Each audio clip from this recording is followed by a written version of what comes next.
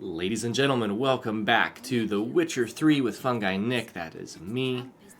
We are playing Blood and Wine, and behold, we have Manticore armor. So, the only stuff you missed out on was us selling a bunch of shit, basically, to the armors to get enough coin to craft this, and then crafting the material itself, which it didn't take the enriched dimeridium plates, it took the regular ones, which is why I went with this armor first, because it's going to take us a little while to get enough supply, resource, and coin, all of that, to craft the other Grandmaster armor sets, probably starting with the cat.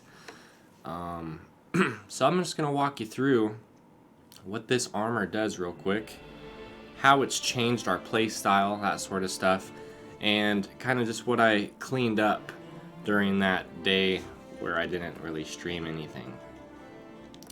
So it just felt like a lot of busy work. It didn't feel like fun quests. So we'll start with the armor. We have new swords as well. So the Witcher Gear perk with the Manticore set, which comes from former Witcher Merten. He was that last quest we did in the last episode, I believe.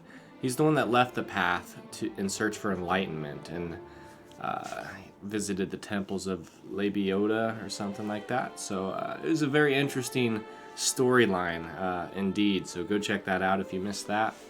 But this Manticore set, the perks, if you have 3 of the pieces equipped, critical hit chance and critical hit damage increase also apply to bombs. Awesome. But if you wear all 6, the maximum number of charges for each alchemy item is increased by 1. Also awesome. So this gear set, you have to kind of battle more strategically, I think, which isn't too big of a jump if this is your second or third time playing this game. And I've never played with this perk set before, really, and went the bomb route. So I upgraded to the superior bombs and increased a couple mutations and perks to increase damage in that area as well. Here's the armor, just so you can look over the stats, what it's resistant to. And I haven't filled out the runes or whatever they're called yet. I'm still thinking about what, exactly how I want to strengthen this armor set. And then we could also probably put rune rights or whatever they're called from Hearts of Stone. Give it a perk in that category as well.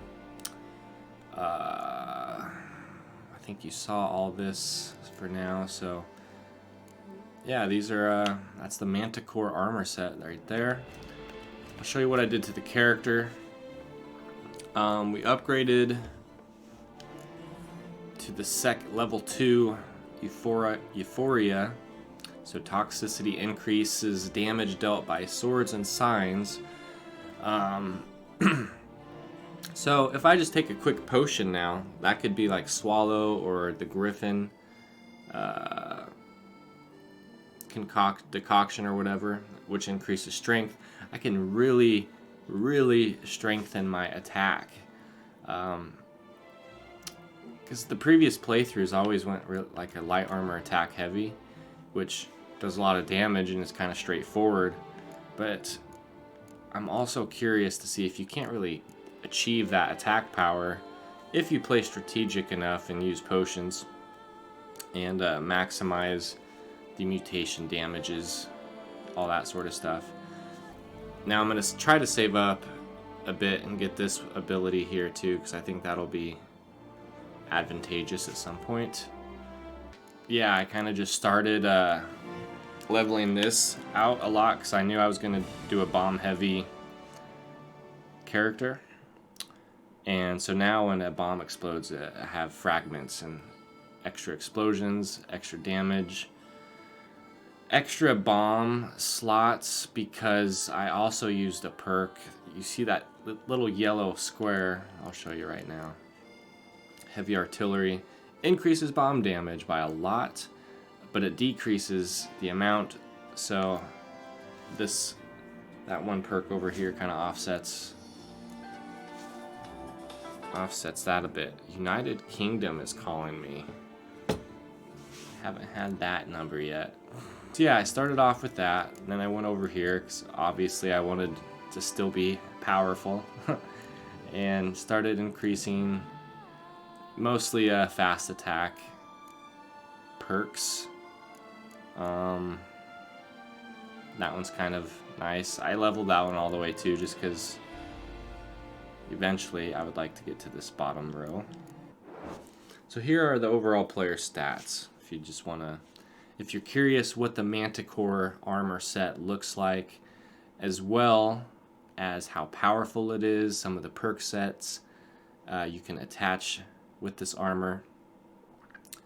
And I still haven't maxed it out. Like I said, I still have runes I could put in the item slots of both the swords and the armor. I could still put rune right perks to increase damage, and like there's one in particular that would increase the bonus from grindstones and armor tables indefinitely. So stuff like that could really add a lot of power and balanced defense. I've heard some people give the Manticore armor kind of a bad rap, but after building it out and kind of seeing how it's supposed to be used, it's kind of, I think it'll be a fun armor set to play with the character build. Anyway, that is the Manticore armor set. That is what we did last time that I did not stream. That kind of sums it up, which is awesome. I did it within 10 minutes ish. So now we could begin continuing quests and such on Blood and Wine.